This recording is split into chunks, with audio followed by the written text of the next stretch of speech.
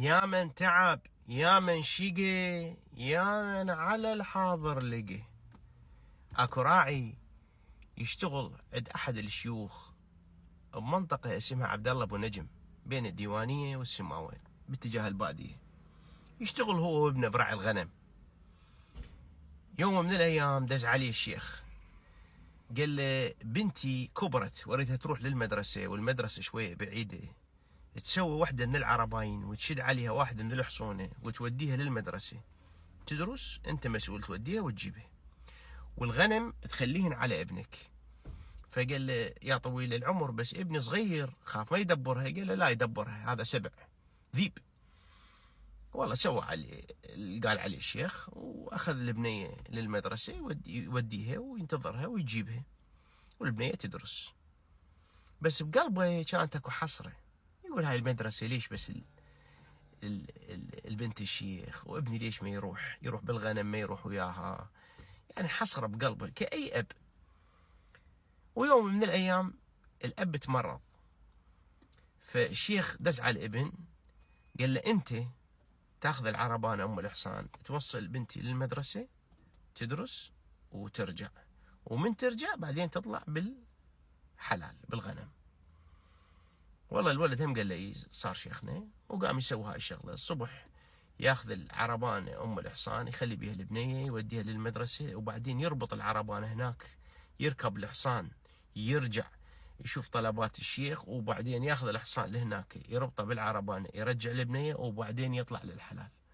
وصار الحلال والحصان جزء من حياته والعربانة، وأيضا صار كأنما مرافق لهاي البنية، لأن يوميا يشوفها ويوديها ويجيبها ويشوف احتياجاتها وامتحاناتها وأوراقها وهاي الشغلات.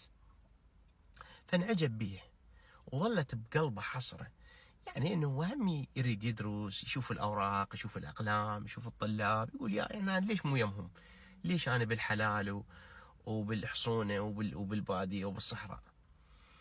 وظلت هاي الحسرة بقلبه الى ان في يوم من الايام سمع بنت الشيخ انخطبت، واخذ الغنم والحلال مالته وطلع للصحراء، وكان ضايج ويدردم يعني مقهور. البنية اللي وصلها هاي السنين كلها راح تتزوج، وهو هذا وضعه ما راح يتغير. من رجع دز عليه الشيخ قال له كم راس غنم عندنا؟ قال له عندنا حوالي 200. قال له والخيل ايش قد؟ قال له عندنا 5. قال له اريدك تربط الخيل بالعربانة وتاخذ الغنم كلهن وتروح ويا الزفة تنطي الخيل والغنم والعربانة الاخوي وابنه، هي مخطوبة لابن عمه، بالزفة حتى بنتي تغلب عينهم وما ترخص يوم من الأيام. والله هذا سوى اللي قال عليه، ربط الخيل والغنم والعربانة وراح وداها إلى بيت أخو الشيخ اللي هو هناك راح تتزوج هاي البنية. لكن انقهر بقلبه وتأذى، حتى الخيل اللي ركب عليها راحت، الغنم النام يمها بالصحراء وشبع من عندها ريحة ومشاكل هم راحت، والبنية اللي كانت حلمه أو يتخيلها أو يتخيل مثلها هم راحت، كلش انقهر. فقال يا من تعب، يا من شقى، يا من على الحاضر لقى. وظل يدردم وحده بالبيت وأمه السمعة، ونام بالليل وصبح الصبح لقوا ميت المسكين.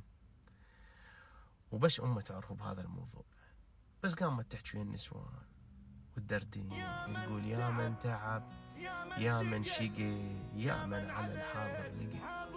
وطش هذا المثل في المجتمع العراقي من القصة والكم.